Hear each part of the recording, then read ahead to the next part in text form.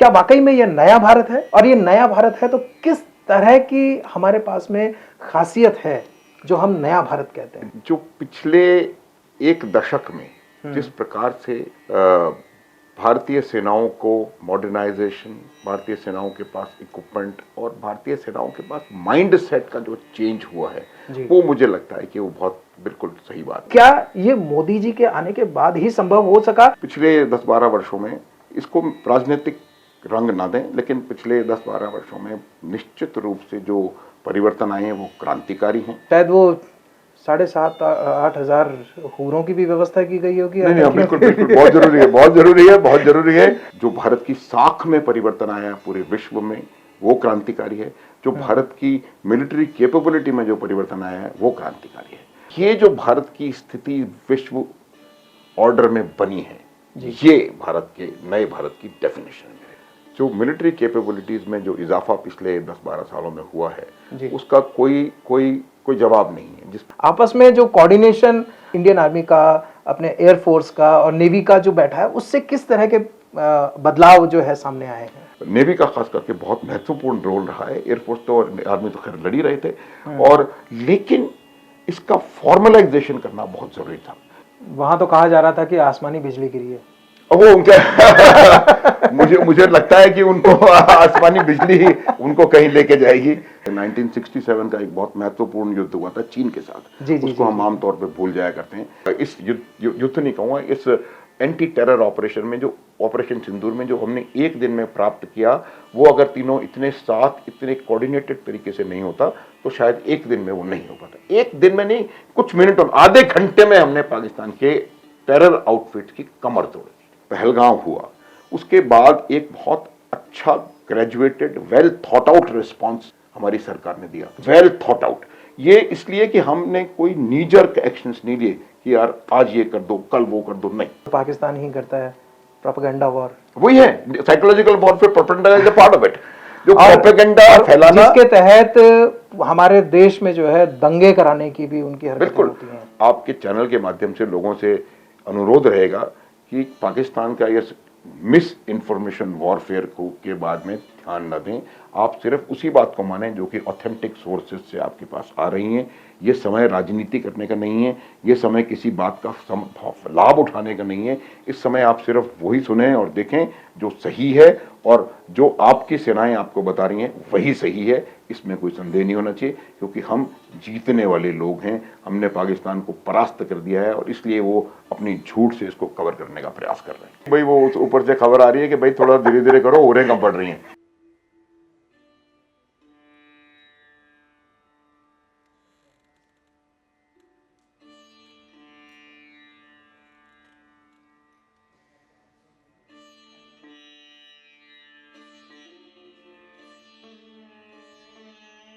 Vande Mataram. Live performers की motivational podcast series uncut talks with PVD में आपका स्वागत है। आपके साथ मैं हूं प्रशांत, यानी पीवीडी, प्रशांत ब्लड डोनर।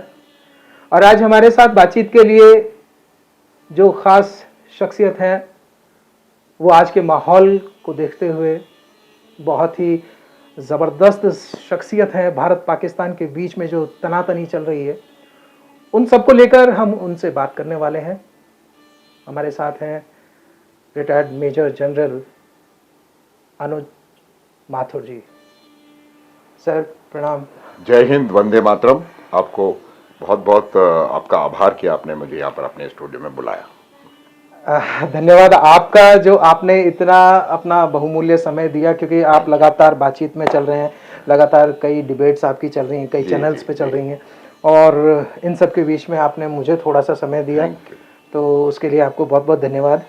आइए सीधे सवालों पर आते हैं। हाँ, बिल्कुल बिल्कुल। तो सबसे पहला सवाल तो ये कि बार बार ये कहा जाता है कि नया भारत, क्या वाकई में ये नया भारत है?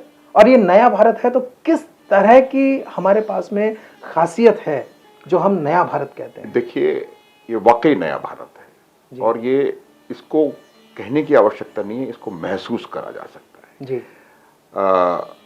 आज अभी हम थोड़ी देर पहले डीजीएनओ का, डीजीआई एयरफोर्स का देख सुन रहे थे, उसने भी यही कहा जी कि जो पिछले एक दशक में जिस प्रकार से भारतीय सेनाओं को मॉडर्नाइजेशन, भारतीय सेनाओं के पास इक्विपमेंट और भारतीय सेनाओं के पास माइंड सेट का जो चेंज हुआ है, वो मुझे लगता है कि वो बहुत बिल्कुल सही बात है। मैं आपको एक बात बताता हूँ कि जब ये टेंशन शुरू हुआ पहलगाम में इस नृशंस हत्याकांड के बाद, उसको हत्याकांड ही कहा जाएगा, बारबैरिक, तो उसके बाद जो टेंशन शुरू हुआ तो पाकिस्तान में खौफ का माहौल था जी।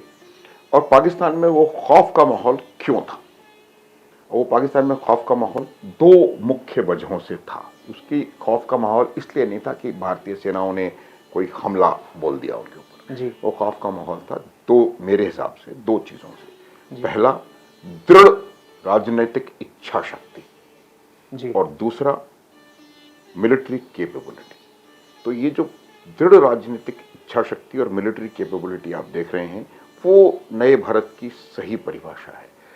जो मिलिट्री कैपेबिलिटीज में जो इजाफा पिछले 10-12 सालों में हुआ है, उसका कोई जवाब नहीं है। जिस प्रकार से हमने बाहर से सामान लिया और इंडिजनाइजेशन करके जो अपने आप मिलिट्री हार्डवेयर को तैयार किया है, आज आप देख रहे हैं किस प्रकार से इतने बड़े बड़े जो ड्रोनों के हमले हुए उसको आकाश ने, और जो हमारे यहाँ इंडिजिनसली बनाए गए एडी सिस्टम्स ने उन पूरे इंटीग्रेट होकर के और उसको पूरी तरह से नेस्त नाबूद कर दिया। तो ये जो परिवर्तन है वो मुझे लगता है कहीं ना कहीं नया भारत है, माइंडसेट का चेंज है, इच्छा शक्ति का परिवर्तन है, और किस प्रकार से सेनाओं को छूट दी जा रही है। और छूट को भी मैं छूट नहीं कहूँगा, छूट एक गलत शब्द के तरीके से कॉनोटेशन हो सकता है, लेकिन जिस प्रकार से मॉडर्नाइजेशन हुआ है, जिस प्रकार से उनकी लड़ने की क्षमता का विकास हुआ है पिछले 10-12 सालों में, वो उसका मेरे हिसाब से कहीं कोई जवाब नहीं है। तो आपके प्रश्न का उत्तर हाँ है, और ये वाकई एक नया भारत है जिसने आज पाकिस्तान को उसकी जगह दिखा दी है और उसको पूरी दुनिया के सामने पूरी तरह एक्सपोज कर दिया है। ये नए भारत का जो लीडर है वो जाकर के एक दिन रशिया में जा सकता है, एक महीने बाद यूक्रेन जा सकता है, फिर एक महीने बाद फ्रांस और पोलैंड जा सकता है, फिर अमेरिका जा सकता है। ये आज का भारत है जो कि एक टाइम पर रूस से S-400 खरीद सकता है, फ्रांस से राफेल ले सकता है, अमेरिका से चिनूक ले सकता है, इजराइल से एक GPS सिस्टम ले सकता है।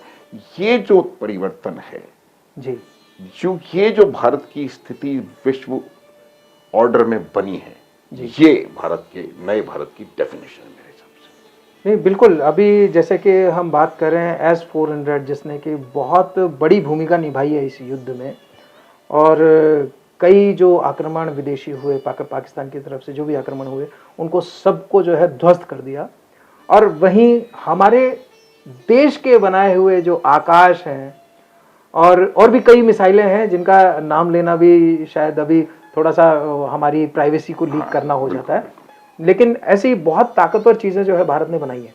तो क्या ये मोदी जी के आने के बाद ही संभव हो सका या उससे पहले ही कुछ तैयारियां चल रही? देखिए, मैं आपको एक बात बताऊं कि इसको अपन राजनीतिक रंग ना दें तो जी ठीक रहेगा, लेकिन मैंने आपको इस प्रश्न का उत्तर दे दिया है कि ये समय जो मैंने बता दिया कि किस समय से हुआ है। ये ऐसा नहीं है कि पहले कुछ नहीं था, ऐसा नहीं है, लेकिन जो तेजी आई है और जो इन्वॉल्वमेंट के साथ ये काम होने शुरू हुए हैं उससे अंतर पड़ा है। आज की सेनाओं को ये मालूम है कि उनकी अगर कोई आवश्यकता है तो वो आवश्यकता अगर वो सही प्रकार से उसको बताया जाएगा तो उसको पूरा करने का प्रयास किया जाएगा। दूसरा क्या होता है कि अब पहले सिस्टम्स बहुत स्लो हुआ करते थे। आज आप किसी चीज के लिए, मैं बता रहा हूँ, कोई कुछ किसी स्पेसिफिक बात नहीं करूंगा, कोई इक्विपमेंट आप आज लेना चाह रहे हैं, उसको आते आते 5 साल लगे, वो रिडंडेंट हो जाता है उस समय तक वो उसका। तो ये मेरा मानना है कि पिछले 10-12 वर्षों में इसको राजनीतिक रंग ना दें, लेकिन पिछले 10-12 वर्षों में निश्चित रूप से जो परिवर्तन आए हैं वो क्रांतिकारी हैं। जो भारत की साख में परिवर्तन आया है पूरे विश्व में वो क्रांतिकारी है। जो भारत की मिलिट्री कैपेबिलिटी में जो परिवर्तन आया है वो क्रांतिकारी है। और जो भारत की स्पेस में सब जगह, और ये कोई अभी एक साथ हो गया ये नहीं है, लेकिन जो परिवर्तन आया है वो नए भारत को परिभाषित करता है। तो मेरा ये मानना है कि आपके प्रश्न का उत्तर हो गया। जी बिल्कुल, हमारे जो 3 सेनाएं हैं, नौसेना, थल सेना और वायु सेना, इन तीनों की बहुत बड़ी-बड़ी भूमिकाएं हर युद्ध में रही हैं। 62 का, 65 का या 71 का देखें, या फिर हमारा कारगिल का जो युद्ध हुआ उसमें भी देखें। लेकिन एक बहुत बड़ी समस्या पहले ये हुआ करती थी कि शायद हमारी तीनों सेनाओं के बीच में आपसी सामंजस्य नहीं हो पाता था। तो वो जो अब सामंजस्य बैठा है, आपस में जो कोऑर्डिनेशन आर्मी का, इंडियन आर्मी का, अपने एयर फोर्स का और नेवी का जो बैठा है, उससे किस तरह के बदलाव जो है सामने आए हैं? देखिए, मैं आपको एक बात बताऊं, हमने इतनी युद्धों का नाम ले लिया, एक दो और ऐड कर सकता हूं उसमें। 1947-48 में हम लड़े। 1967 का एक बहुत महत्वपूर्ण युद्ध हुआ था चीन के साथ। जी, जी, उसको जी, हम जी। आमतौर पर भूल जाया करते हैं। तो ये तमाम, देखिए, तीनों सेनाएं मिल करके हमेशा से काम करती हैं, जी लेकिन और कोऑर्डिनेशन भी है, लेकिन वो कोऑर्डिनेशन को करना पड़ता था। जी ये जो नेशनल डिफेंस एकेडमी का जो कॉन्सेप्ट है वो यही था कि तीनों सर्विसेज के कैडेट्स, हम लोग जब थे तो तीनों आर्मी के भी थे, तो वो वहां से शुरू होंगे, तो जब वो दे ग्रो इन सर्विस, वो अपने आप ऑटोमेटिक कोऑर्डिनेशन होता है। लेकिन ये फॉर्मलाइज्ड नहीं था। तो ये जो आपका कहना है कि ये कहीं ना कहीं पहले सामंजस्य नहीं था, ये मेरे हिसाब से गलत है। सामंजस्य पहले भी था। 71 का जो युद्ध जीता है उसमें तीनों सेनाओं की पूरी भूमिका रही है, और नेवी का खास करके बहुत महत्वपूर्ण रोल रहा है। एयरफोर्स तो और आर्मी तो खैर लड़ ही रहे थे, और लेकिन इसका फॉर्मलाइजेशन करना बहुत जरूरी था। तो ये लेसन जो है हमने 1971 में भी लर्न किया था कि एक ओवरऑल कोऑर्डिनेशन होना चाहिए। उस पर बातचीत हुई। फिर 87 में जब हमने मेरे हिसाब से भूल थी जो श्रीलंका में जाके हमने भूल करी, वहां पर भी कहीं ना कहीं ऐसा लगा कि एक इसको फॉर्मलाइज करना चाहिए। और ये डिमांड सेनाओं की तरफ से हमेशा से रही थी कि एक चीफ ऑफ डिफेंस स्टाफ करके कोई ऑर्गेनाइजेशन होना चाहिए जो कि इसको पूरा कंट्रोल करके कोऑर्डिनेट, फॉर्मलाइज तरीके से कोऑर्डिनेट करे, ताकि जो हम तैयारी पीस टाइम में कर रहे हैं वो भी बिल्कुल कोऑर्डिनेटेड तरीके से हो। यानी कोऑर्डिनेशन पहले भी था, लेकिन हमेशा से था, फॉर्मलाइज नहीं था। फॉर्मलाइज मेरा ये मानना है। तो अब 1999 में जब कारगिल युद्ध हुआ तो उसके बाद एक ग्रुप ऑफ मिनिस्टर्स की रिपोर्ट बनी, और उसमें ये बिल्कुल साफ उभर करके आया कि एक चीफ ऑफ डिफेंस स्टाफ की आवश्यकता है। और फिर राजनीतिक रंग न देते हुए मैं आपको कहूंगा कि फिर वो 10-12-15 साल लगे, लेकिन बिपिन रावत को किस समय वो बने हैं चीफ ऑफ डिफेंस स्टाफ, आप जानते हैं, मैं जानता हूं। तो ये कोई वो नहीं है, लेकिन आपको इस बात को मानना पड़ेगा कि जो नया भारत और नया विचार और नई चीजों का जो हो रहा है वो पिछले कुछ दिनों में बहुत तेजी से हुआ है। और ये सीडीएस का आना और अनिल चौहान साहब जिस प्रकार से इस पूरे को कोऑर्डिनेट कर रहे हैं, उसका कोऑर्डिनेशन करना और भी इसमें होगा, क्योंकि आर्म्ड फोर्सेस जो हैं वो कॉन्टिन्यूसली इवॉल्विंग सिस्टम्स हैं जी। और ये इवॉल्व होते रहते हैं। और ये एक बहुत अच्छा मेरे हिसाब से कदम है कि हमारे पास आज एक सीडीएस है और जो कि तीनों सेनाओं को कोऑर्डिनेशन करते हैं, और फिर वो एक 1 पॉइंट कॉन्टैक्ट प्रधानमंत्री या रक्षा मंत्री के साथ हो जाते हैं। तो मेरा ये मानना है कि इस सामंजस्य को, जो कि हमेशा से था, इसीलिए हमने सारे युद्ध जीते जी। अगर वो नहीं होता तो हम युद्ध नहीं जीत पाते, इसीलिए हमने सारे युद्ध जीते। लेकिन उसको एक बहुत अच्छे तरीके से फॉर्मलाइज कर दिया गया है और अच्छे हेडक्वार्टर्स हैं जहां पर कि इसके स्ट्रेटेजी मेकिंग और आगे जो टेक्निक्स किस प्रकार से काम करना है, और उसका असर दिखा पहले दिन, एक दिन में जो हमने इस युद्ध नहीं कहूँगा, इस एंटी टेरर ऑपरेशन में, जो ऑपरेशन सिंदूर में जो हमने एक दिन में प्राप्त किया, वो अगर तीनों इतने साथ इतने कोऑर्डिनेटेड तरीके से नहीं होता तो शायद एक दिन में वो नहीं हो पाता। एक दिन में नहीं, कुछ मिनटों में, आधे घंटे में हमने पाकिस्तान की के टेरर आउटफिट की कमर तोड़ी। वहां तो कहा जा रहा था कि आसमानी बिजली गिरी है। वो उनके मुझे लगता है कि उनको आसमानी बिजली उनको कहीं लेके जाएगी। उनका, देखिए मैं आपको एक बात बता दूं, सिंस आपने ये प्रश्न उठा दिया, मैं आपको बता देता हूं कि एक जो हारा हुआ खिलाड़ी होता है, जो हारा होता है, तो वो उस हार के कारणों को ढूंढना शुरू कर देता है जी। और एक वो खिलाड़ी जो कि खेल से पहले ही जिसे पता होता है कि मैं तो हारूंगा, मैंने बताया था कि खौफ जो उनके अंदर था, वो खौफ इन चीजों की वजह से था, तो वो पूरी तैयारी करना शुरू कर देता है कि मैं इसको कैसे कवर अप करूंगा जी।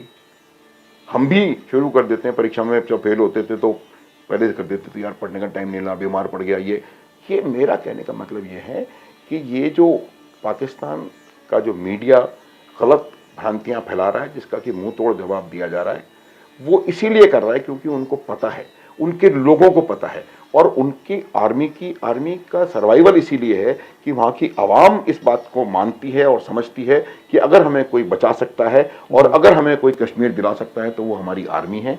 और अब अगर वही आर्मी इस ऑपरेशन के दौरान डिस्क्रेडिट हो जाएगी तो ये उनको किसी कीमत पे मंजूर नहीं है। इसीलिए वो पूरी झूठ का पुलिंदा एक के बाद एक लगातार फैलाते चले जा रहे हैं।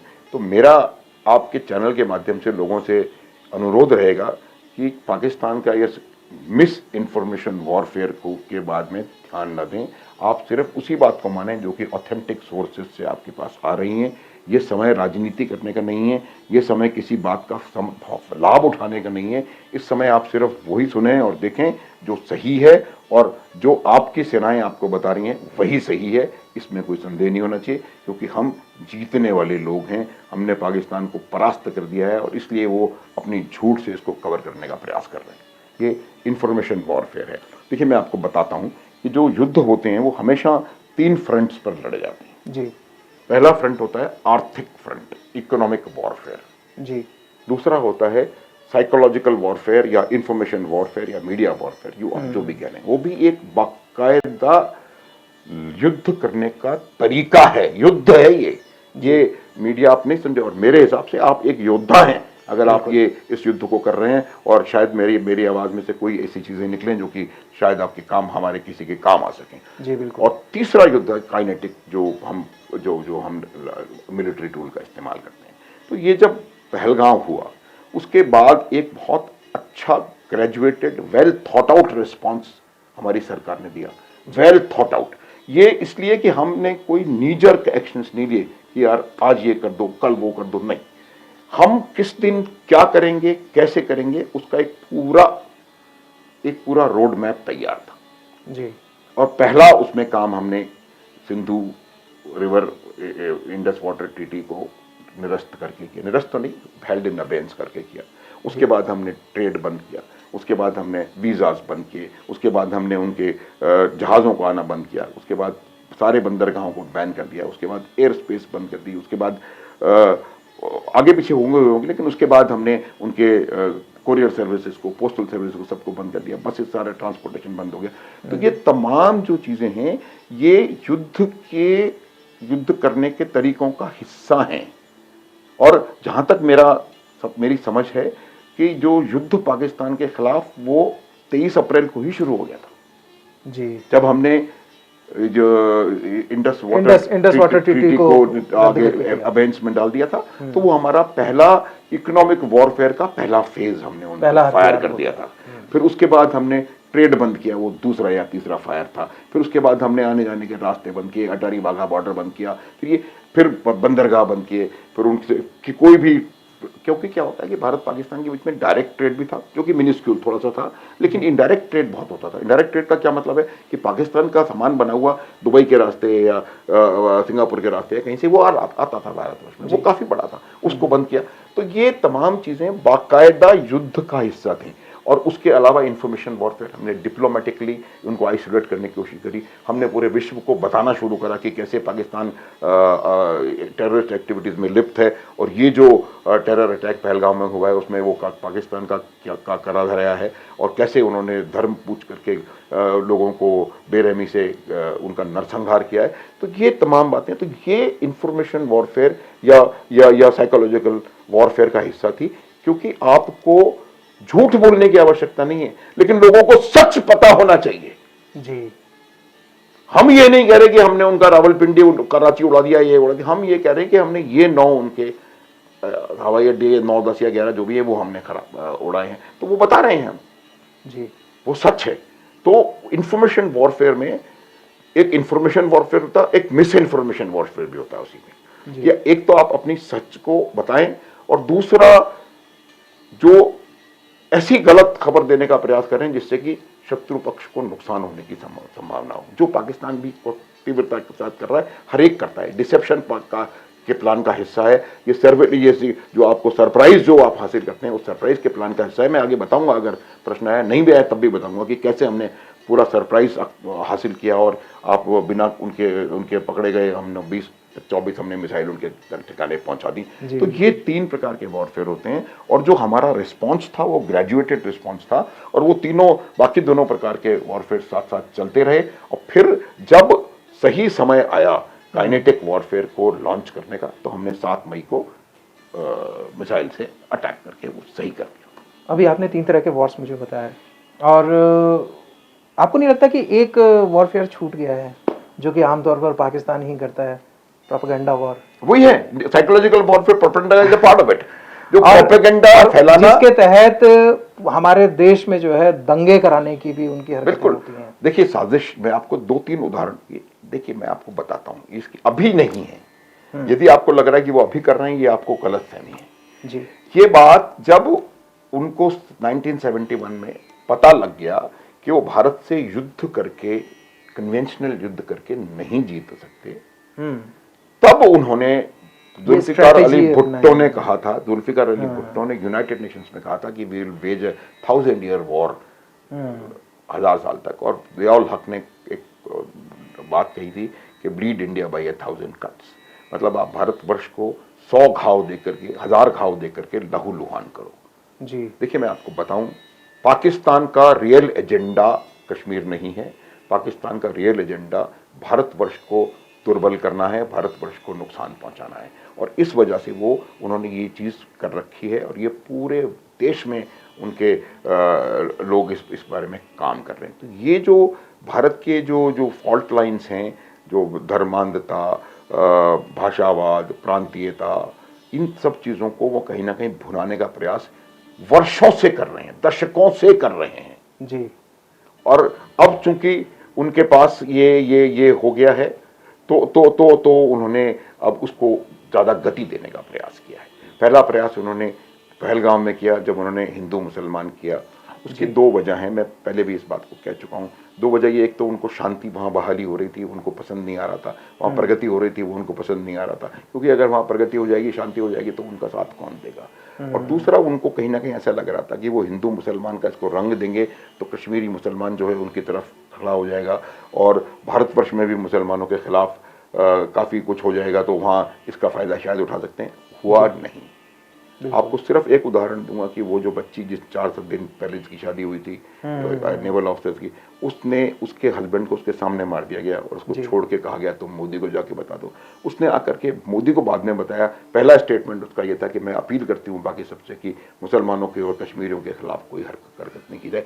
ये भारत की ताकत है। इस ताकत को, भारत की ताकत को वो पाकिस्तान कहीं समझ नहीं पाया, देख नहीं पाया, और उन्होंने ये प्रयास किया, विफल रहे। ग्रेट। उसका जवाब ये आया कि जितने भी पॉलिटिकल लीडर्स जो कश्मीर में हैं, वो लोग भी जो कि भाषा उनकी बोला करते थे, उन्होंने भी इसको खुल करके इसकी मजम्मत करी। और चाहे वो फारूक अब्दुल्ला हो, चाहे महबूबा मुफ्ती हो, चाहे उमर अब्दुल्ला हो या कोई और हो, तमाम लोगों ने एक सुर में इसको तो ये पाकिस्तान इसमें मार खा गया। अब उन्होंने दोबारा इसके बीच में शुरू किया। पहला काम उन्होंने किया, पुंछ में गुरुद्वारा साहब के ऊपर हमला करना जी। उसको हिंदू सिख करवाने की कोशिश करी। फिर उन्होंने एक मिस इन्फॉर्मेशन फैलानी शुरू करी कि हम ननकाना साहब पर हमला करना चाह रहे हैं। उन्होंने एक मिस इन्फॉर्मेशन फैलानी शुरू करी, प्रोपेगेंडा जिसको आप कह रहे हैं, वो मैं उसको मिस इन्फॉर्मेशन कहता हूँ कि वो हम लोग स्वर्ण मंदिर पे बम गिराने वाले हैं। ये तमाम चीजें, मैं अभी एक चैनल पे न्यूज एक्स पे किसी एक बहुत अच्छे, बहुत शानदार भारतीय सिख के साथ था और उन्होंने यही कहा कि दुनिया की कोई ताकत सिख समुदाय को भारत से अलग नहीं कर सकती। ये उनके शब्द हैं। ग्रेट। मैं जिंदगी भर सिख यूनिट में रहा हूँ, मेरी यूनिट में 50% सरदार हैं और मैं गारंटी दे सकता हूँ कि इतना देशभक्त और देश के लिए प्राणों को न्यौछावर करने के लिए सदैव तत्पर रहने वाला कौम कोई नहीं है सरदार के अलावा। सिखों का तो इतिहास भी है पूरा, तो ये हिंदुओं की रक्षा भी उन्होंने बहुत की है। बस तो वो सिख बने ही इसलिए थे कि वो इस्लाम से हिंदुओं की रक्षा करें, और आज वो इस्लाम के ठेकेदार ये प्रयास कर रहे हैं कि वो उनको हिंदुओं से अलग कर दें, वो फिर उन्होंने मुंह की खाई। तो ये जो मिस इन्फॉर्मेशन वॉरफेयर है, या जिसको आप प्रोपेगेंडा वॉरफेयर कह सकते हैं, या जो आपके समझ में आ रहा है मीडिया वॉरफेयर कह सकते हैं, लेकिन अभी उसी के साथ उसी सांस में मैं आपको कहना चाहता हूं कि हमारे मीडिया का ये फर्ज है अभी। ये उदाहरण मैं हर जगह देता हूं कि भगवान श्री कृष्ण ने ये लेसन आपको बताया था कि अगर धर्म की विजय करनी है और राइटियसनेस को जितवाना है तो जयद्रथ वध के लिए सूरज को छुपाना पड़ेगा जी, युधिष्ठिर से झूठ बुलवाना पड़ेगा।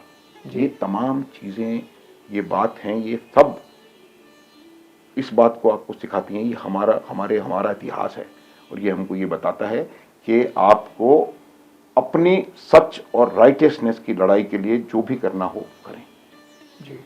अच्छा, अब एक बात और आती है कि अभी जब ये एक मतलब एक स्टेप ही था पाकिस्तान के खिलाफ कि जितने भी लोग यहाँ पाकिस्तानी लोग रह रहे थे उन सभी के वीज़ाज जो है वो रद्द कर दिए गए थे, और जो मतलब वीज़ा एक्सपायर होने के बाद भी यहाँ रह रहे हैं उनको ज़बरदस्ती जो है पाकिस्तान वापस भेजा गया है। कईयों को भेजा गया है, लेकिन अभी भी कई लोग पकड़ में नहीं आए हैं, वो हमारे इंडियंस के बीच में ही रह रहे हैं।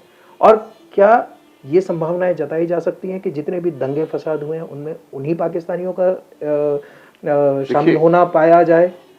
देखिए, या फिर ये कुछ और है, पाकिस्तान की स्ट्रेटेजी कहा जा सकता है इसको? देखिए, मैं आपको एक बात बताऊं। देखिए क्या होता है कि ये जब आप ऐसा प्लान करते हैं, आपकी जो नेशनल पॉलिसी ये है कि to bleed India by 1000 cuts, तो उसके लिए आप कट कहां से लगाओगे? कट लगाने के लिए आपको इंडिया के फॉल्ट लाइन्स, यानी कि जो बाधक तत्व हैं राष्ट्रीय एकता के, उनको आइडेंटिफाई करोगे और उनको कैश करने की कोशिश करोगे। गेहूं में घुन तो डालने ही पड़ेंगे। हाँ, तो उसके लिए उन्होंने क्या तरीका अपनाया हुआ है कि एक उन्होंने बहुत बड़ा इकोसिस्टम पूरे भारतवर्ष में, अभी नहीं, पिछले तब से वो पैदा हुए तब से इस पे काम कर रहे हैं। उन्होंने पूरे जब आज़ादी मिली थी उनको, तब से उन्होंने कहना शुरू किया था कि भाई लड़के लिए आए पाकिस्तान, के लिए आए पाकिस्तान, लड़के लेंगे हिंदुस्तान। तो उनका आइडिया शुरू से वही है कि हिंदुस्तान तो हमारा है और हम लेंगे, और ये तो मुसलमानों का है, और ये गज़वाए हिंदिया जो भी आप उसको कहते हैं। फिर मैं इसमें नहीं जाना चाहता हूँ, ये राजनीति से प्रेरित हो जाएगा, लेकिन मैं आपको इतना बताना चाहता हूँ कि पाकिस्तान ने over a period of time, पिछले 50-60 सालों में एक ऐसा ज़बरदस्त इकोसिस्टम यहाँ पर तैयार कर रखा है जो कि उनको मदद, आप देखें हेडली 26/11 करने के लिए कितनी बार हिंदुस्तान आए, कितने शहरों में उसने जाकर के रैकी करी। तो हर शहर में जहां वो गया उसने किसी ने उसको खाना खिलाया होगा, किसी ने ठहराया होगा, किसी ने और भी कुछ किया होगा। नहीं, वो तो आया था बाकायदा, लेकिन कई पाकिस्तानी, मेरी बात सुनो, कई पाकिस्तानी तो यहाँ बच्चे पैदा कर रहे हैं। मैं वही कह रहा हूँ, उनके पाकिस्तानी बच्चे यहीं पैदा हो रहे हैं। मैं वही कह रहा हूं, आपको वही बताने का प्रयास कर रहा हूं कि वो जब आया तो उसको यहां मदद किसने करी, उस इकोसिस्टम की मैं बात कर रहा हूं। और वो इकोसिस्टम जो पाकिस्तान ने तैयार किया है, तो उसमें कहीं ना कहीं इन लोगों के संलिप्त होने की संभावना है। इसलिए जो भी पाकिस्तानी पासपोर्ट पे भारत आया हुआ है, अब ऐसे समय में जब हम एक कठिन समय से गुजर रहे हैं, उसका भारत में रहने का कोई औचित्य नहीं है। हमने जबरदस्ती किसी को नहीं भेजा है, हमने उनको बाकायदा कहा है कि हम आपको छोड़ के आएंगे, आप जाइए, आपका भारतवर्ष में कोई आपके लिए जगह नहीं है जी। और उनको जो मानवीय मूल्यों के हिसाब से जो बातें हुई हैं उनको हमने ध्यान में रखा है। किसी को हमने धोखे से नहीं भेजा है, किसी को हमने कुछ नहीं किया है, समझ में आया आपको? ये बात है। अभी तो चलो जब युद्ध नहीं, ये हमारा ऑपरेशन सिंदूर जब शुरू हुआ तो उससे पहले ये सारी कार्रवाई सरकार की तरफ से की गई, वीज़ा रद्द करके पाकिस्तानियों को भेजा गया। लेकिन क्या ये बात पहले से सरकार को पता थी, तभी ये एनआरसी और CAA लागू करने की बात चली थी? बिल्कुल बिल्कुल। देखिए, आपको मैं एक बात बताता हूँ, क्या होता है कि जो इस प्रकार के लोग यहाँ आते हैं, जैसे मान लीजिए कोई म्यांमार से, कोई रोहिंग्या आ रहे हैं, कोई बांग्लादेश से आ रहे हैं जी, उससे जो हमारा अपना मुसलमान है उसको नुकसान हो रहा है जी। हमारे अपने जो भारतीय मुसलमान हैं उसके अधिकारों से कहीं ना कहीं कॉम्प्रोमाइज हो रहा है जी, क्योंकि वो आकर के उसमें थाली में से खा रहा है। तो मेरा ये मानना है कि हमारे जितने भी कार्यक्रम हैं, कोई भी सरकार रही हो, वो अपने जो माइनॉरिटीज़ हैं उनको आगे बढ़ाने के बीच में रहे हैं। हमारा देश है जिसमें 3-3 राष्ट्रपति मुसलमान हुए हैं, सेनाओं के अध्यक्ष मुसलमान हुए हैं, तो ये बिल्कुल हमारे यहाँ कोई फर्क नहीं है। लेकिन मैं ये बताना चाहता हूँ कि कोई इस प्रकार का इकोसिस्टम यहाँ पर है, वही उनकी मदद कर रहा है जी। ये जो अभी कश्मीर में हो रहा है, उसी इकोसिस्टम के ऊपर प्रहार करने का प्रयास किया जा रहा है, उसको तोड़ने की जरूरत है जी, ताकि उनको यहाँ पर ऑटोमेटिक लाभ ना मिले। यही मैं लोगों को अभी भी बता रहा हूँ, जो जिन बच्चों से मिलता हूँ उनको मैं ये बताता हूँ कि ऐसे लोगों से आप सावधान रहें, ये आपको नुकसान पहुंचाएंगे जी, आपकी सेनाओं को नुकसान पहुंचाएंगे। नाम नहीं लूंगा, लेकिन ऐसे लोग थे 1965 में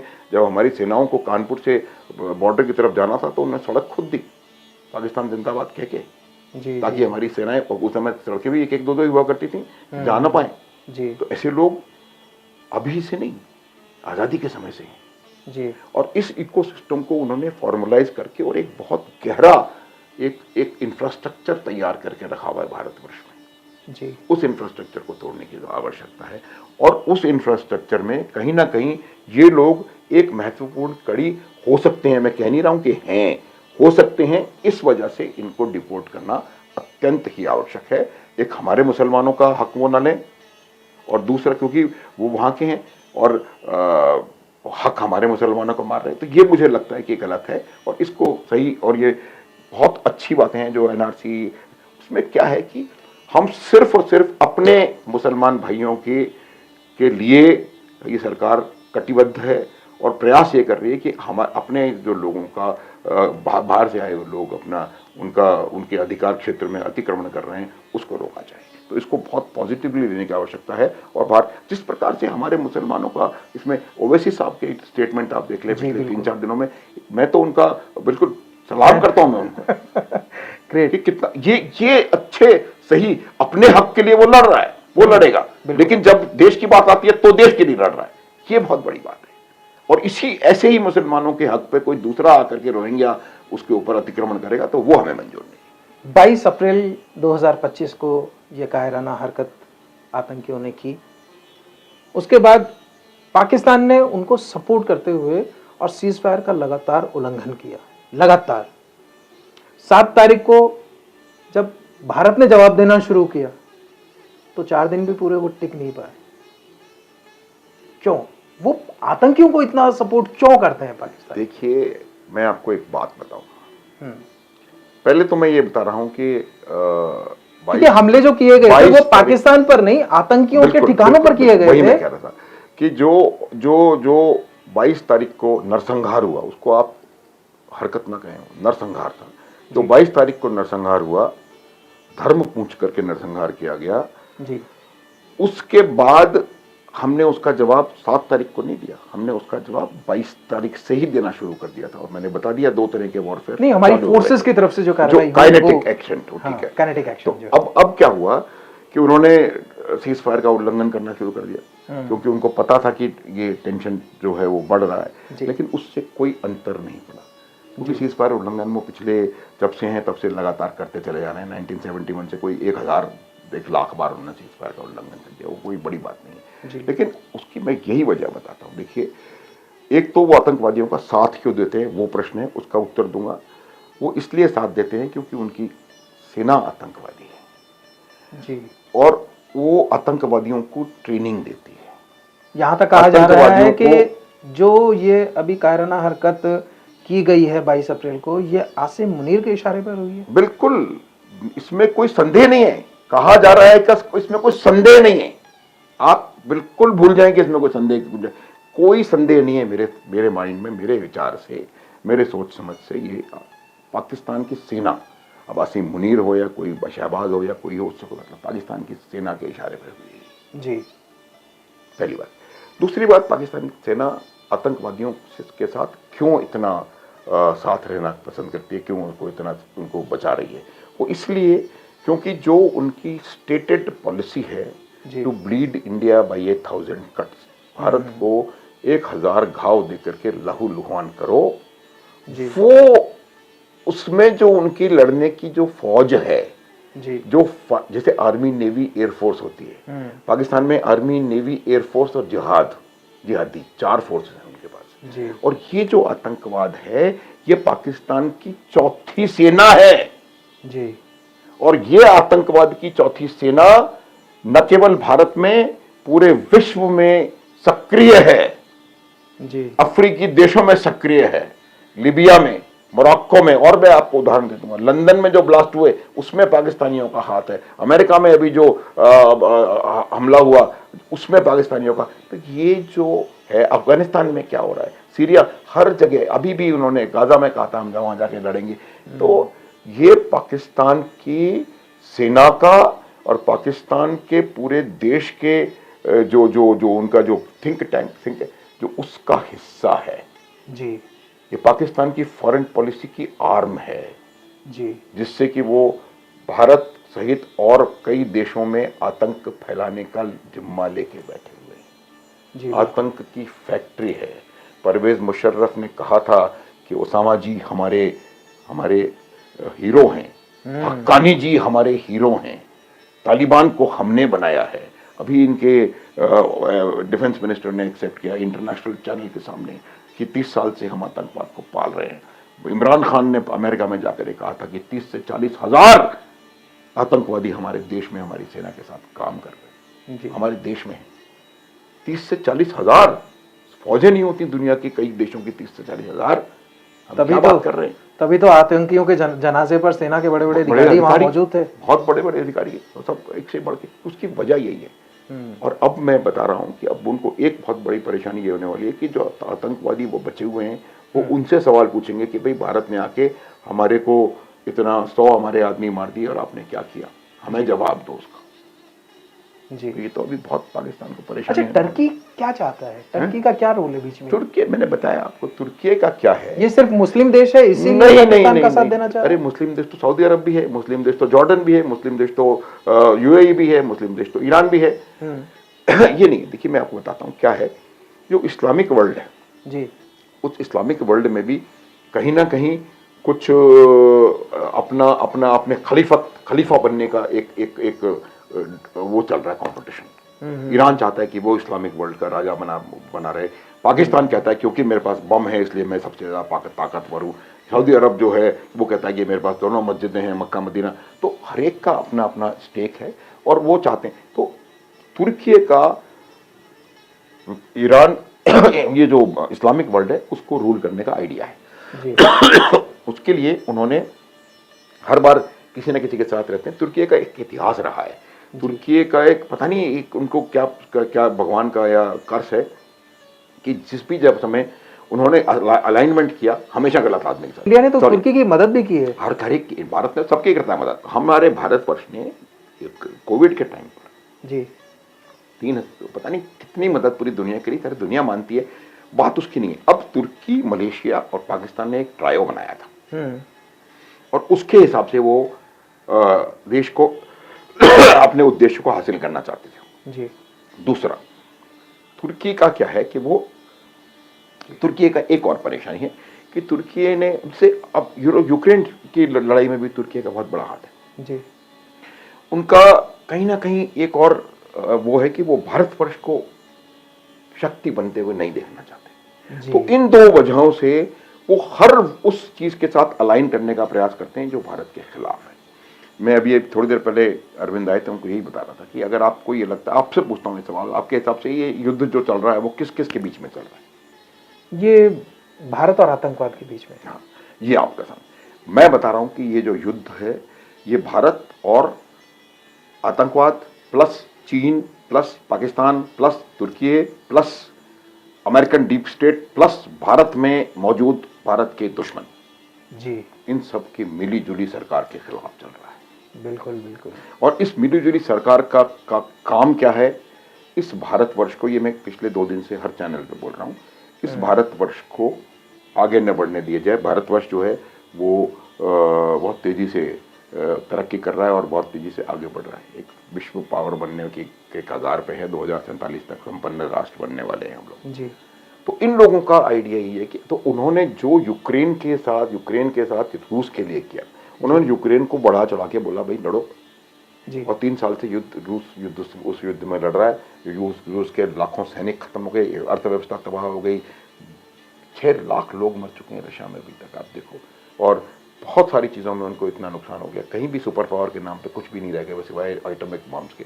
तो मेरा ये मानना है कि वही काम कहीं ना कहीं वो पाकिस्तान के थ्रू भारत के खिलाफ करना चाहते थे जी। कि पाकिस्तान को गोली दो, भारत से लड़वा दो, भारत इसमें फंस जाएगा और वो प्रगति नहीं कर पाएगा आगे। ये मेरा, I may be wrong but this is my assessment. इसीलिए चीन इंटरेस्टेड है उसमें, इसीलिए चीन कह रहा है कि मैं पाकिस्तान के साथ खड़ा हुआ हूँ। तो ये बहुत बड़ा गेम है और ये ट्रैप बिछाने की कोशिश की गई थी। हमारे सरकार का आइडिया बिल्कुल क्लियर था पहले दिन से जी। कि हम आतंक के ठिकानों को और आतंक के आकाओं को अटैक करेंगे। हमने वही किया। सैकड़ों आतंकवादी और 9 आतंकवादियों के इंफ्रास्ट्रक्चर तबाह कर दिए गए जी।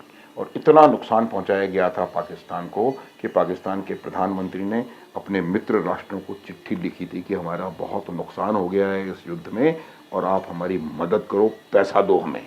ये चिट्ठी पूरी दुनिया में सबको पता है कहाँ है। अब वो कह रहे हैं कि नहीं हम तो युद्ध जीत गए। ये उनकी पुरानी आदत है। 1971 में भी 16 तारीख को उनका सरेंडर हो गया था 93,000 लोगों का। 17 तारीख के अखबार में हेडलाइन थी कि हम युद्ध जीत रहे हैं। तो ये पाकिस्तान का मीडिया हमेशा से चोरों और बेईमानों का अड्डा रहा है और ये बहुत ज़्यादा अपने आप को नुकसान करने का दूसरे को मीडिया वॉरफेयर में हराने के प्रयास करते रहते हैं। मुझे नहीं लगता एक सफल हो पाएंगे और ये बात बिल्कुल निश्चित है कि हमने ऑपरेशन सिंदूर के मिलिट्री ऑब्जेक्टिव्स, जी। डिप्लोमेटिक ऑब्जेक्टिव्स और इकोनॉमिक ऑब्जेक्टिव्स, तीनों ऑब्जेक्टिव्स को पूरी तरह से हासिल कर लिया है। ये एक बहुत सफल ऑपरेशन रहा है और ये दिन हमारे देश के लिए एक बहुत ज़्यादा खुशी का त्यौहार मनाने का दिन है। अच्छा, अभी टर्की ने जैसे कि ड्रोन्स वगैरह दिए थे पाकिस्तान को, काफ़ी सारे ड्रोन्स दिए थे और काफ़ी एडवांस्ड भी थे वो। चाइना की तरफ से जो है फाइटर प्लेन्स वगैरह JF-17 वगैरह काफ़ी कुछ वहाँ से भी दिया गया। लेकिन जो भी उनके अटैक्स हुए और इंडिया ने S-400 का रोल सबसे बड़ा है और उसके अलावा हमारी नेवी ने और INS विक्रांत ने भी काफ़ी बहुत बड़ा रोल प्ले किया है। तो आपको नहीं लगता है कि उनके सारे के सारे वार फेल हो रहे थे? तो उससे चाइना और टर्की की पावर भी एक्सपोज हो गई है। इसको मैं आपको सीधे सीधे बता रहा हूँ। ये तो मैं आपको बता दूं, जो आपने ये बात कही आखिरी, उसको मैं पहले कह देता हूँ। अब चाइनीज माल बिकना बंद हो जाएगा। बंद नहीं होगा तो कम तो हो ही जाएगा। मैं तो कोई मतलब कोई देश चाइनीज JF-17 नहीं खरीदने वाला। मेड इन इंडिया बहुत कुछ देखिए क्या होता है, हर एक देश, एक मैं आपको बताता हूँ कि अंतरराष्ट्रीय जब चीजों की बात होती है इंटरनेशनल रिलेशंस में, there are no permanent friends, there are no permanent enemies, there are only permanent interests। जो मेरा इंटरेस्ट है मैं काम करूंगा। अमेरिका का इंटरेस्ट पिछले 3 साल से यूक्रेन की मदद था। अब अमेरिका का इंटरेस्ट है यूक्रेन को बाय बाय बोल दो। बिल्कुल, वो उन्होंने किया। तो हर काम अपने इंटरेस्ट में होता है। तो तुर्की भी कहीं ना कहीं पाकिस्तान में एक मार्केट ढूंढ रहा है। तुर्की जो है वो ड्रोन मुफ्त में नहीं दे रहा है। तुर्की को पता था इनको ये इतने $1 बिलियन मिलने वाले हैं, तो उसने ड्रोन दिया कि ला बेटा $1 मिलियन मेरे को दे दे जी। तो वो लोग भी अपना मार्केट देख, हर एक राष्ट्र अपना हित इस आपदा में अपना हित ढूंढ रहा है, हर एक राष्ट्र। और यही वजह है कि हर राष्ट्र का अलग अलग रिएक्शन है। इन्होंने और भी कोशिश की कि उन्होंने कहा कि भाई अफगानिस्तान से बड़ी परेशानी है, तो उन्होंने कहा कि हमारी मिसाइलें अफगानिस्तान में जाकर गिरी, अफगानिस्तान ने मना कर। तो ये हर तरफ से मार खा रहे हैं। एक बात सिद्ध हो गई है कि पाकिस्तान के पास जो इक्विपमेंट है वो और उस इक्विपमेंट को प्रयोग में लाने वाले लोग दोनों नाकारा हैं। जी। हमने जो 13-14 दिन लिए 22 तारीख के बाद से 7 मई तक, उन दिनों में पूरी तैयारी करी जी। हमने एक सीमलेस इलेक्ट्रॉनिक फेंस लगा दी कच्छ से लेकर के और सियाचिन ग्लेशियर तक। उसमें पूरा इतना जबरदस्त ओवरलैपिंग कर करके हमारा रडार कवर था कि कोई भी चीज में से बच के नहीं निकल सकती थी। फिर हमने तमाम एयर डिफेंस के हथियारों को, छोटे से छोटे हथियार से लेकर के एयर डिफेंस एयरक्राफ्ट तक, सबको इंटीग्रेट करा और वो सबको इंटीग्रेट करके दोबारा एक इंटीग्रेटेड ग्रिड बनाया। उससे ये हुआ कि जो आपका इलेक्ट्रॉनिक फेंस था उसने आपको उसकी वार्निंग दी, आपको बताया कि ये आ गया है और आपके वेपन्स ने उनको नीचे गिरा लिया। 100% उनके जो हैं स्ट्राइक्स नाकाम हुए। ये भी बहुत बड़ा वो है। तो अब आप देखिएगा कि ब्रह्मोस और आकाश की जो बिक्री है वो बढ़ेगी। बिल्कुल। और ये तो हमारे इंडिया के लिए बहुत बड़ा प्लस पॉइंट है।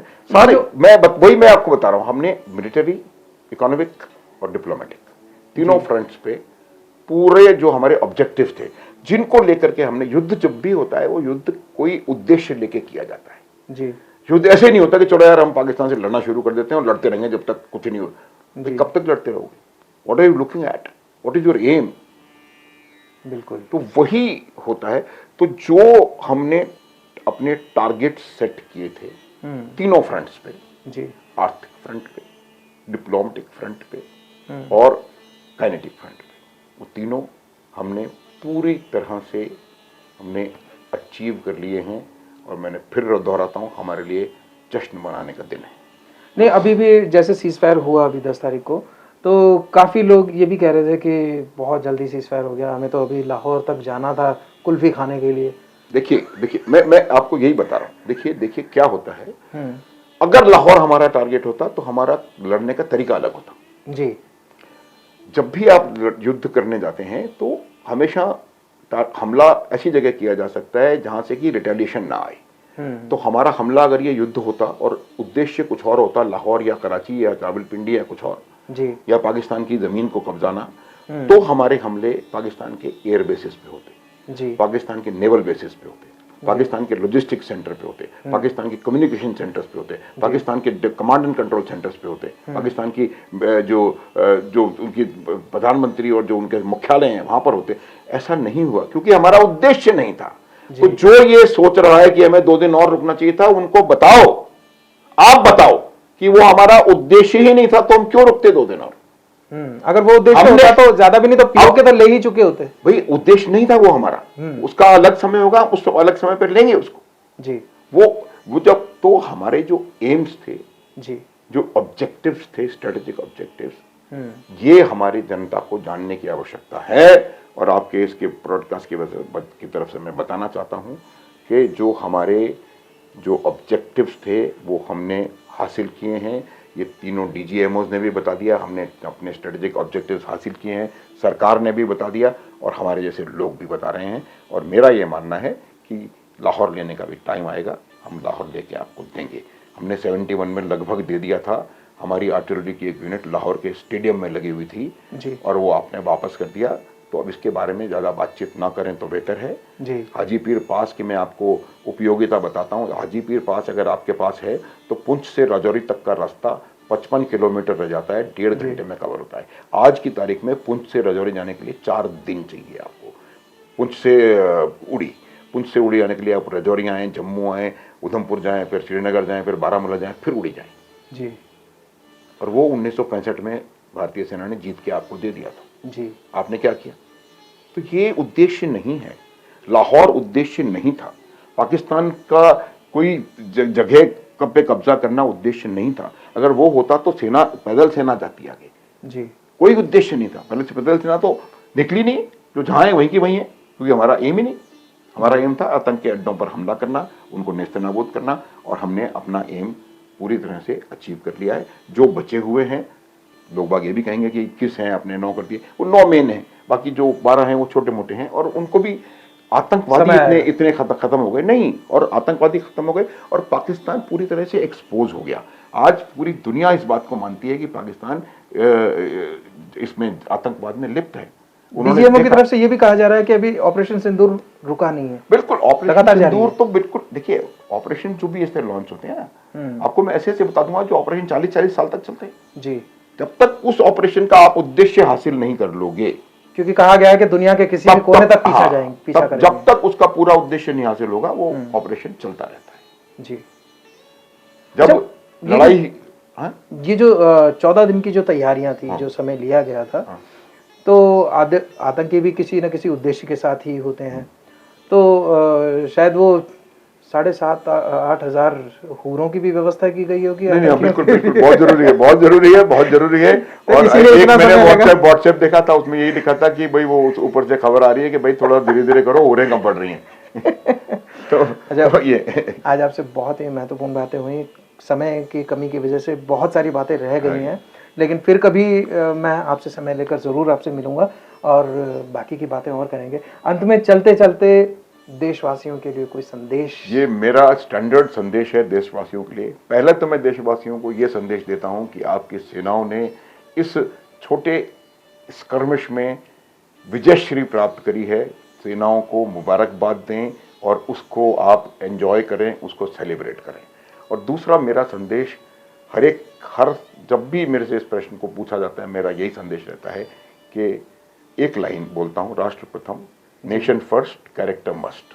नेशन फर्स्ट, कैरेक्टर मस्ट, ये मेरा संदेश है सबको, आपके यूथ को, आने वाले सब लोगों को, कि आप राष्ट्र प्रथम की भावना से जो कर रहे हैं, जहां कर रहे हैं उसे करते रहें, लेकिन भावना राष्ट्र प्रथम की होनी चाहिए। और देश के लिए जो भी कर सकते हैं उसको करें। देश के लिए कुछ करने के लिए आवश्यक नहीं है कि आप सेना में हो। जो आप कर रहे हैं ये बना करके, सही चीज़ें लोगों तक पहुंचा करके, वो भी बहुत बड़ी देशभक्ति है। शायद फौजी से भी ज़्यादा बड़ी देशभक्ति हो सकती है, मैं कह सकता हूं। लेकिन देशभक्त होने के लिए आपको सेना में होना आवश्यक नहीं है। जो काम आप कर रहे हैं, जहां कर रहे हैं, जिस भी परिस्थिति में कर रहे हैं, जिस भी कैपेसिटी में कर रहे हैं, उस काम को राष्ट्र प्रथम की भावना से the best that you can do is keep doing. वही मेरा संदेश है, वही गुजारिश है। और सेलिब्रेट दिस विक्ट्री। बहुत बहुत धन्यवाद। Thank you. जय हिंद, वंदे भारत। तो साथियों, ये थे हमारे साथ मेजर जनरल अनुज माथुर जी, और बहुत बहुत धन्यवाद इनका, जो इन्होंने इतना कीमती समय दिया। और उम्मीद है कि आज आप लोग संतुष्ट हुए होंगे इस पॉडकास्ट से। और चलते चलते मैं आपसे यही कहना चाहूँगा कि वीडियो अगर अच्छी लगे तो प्लीज़ इसको लाइक करें, अपने दोस्तों के साथ, सभी के साथ शेयर करें, और चैनल को सब्सक्राइब करना ना भूलें। मिलते हैं अगले शनिवार फिर किसी नई शख्सियत के साथ। फिर कुछ नई बातें होंगी, फिर कुछ नई मुलाकातें होंगी, और फिर कुछ नई जानकारियाँ होंगी, कुछ नया मोटिवेशन होगा। तब तक के लिए जय हिंद, जय भारत।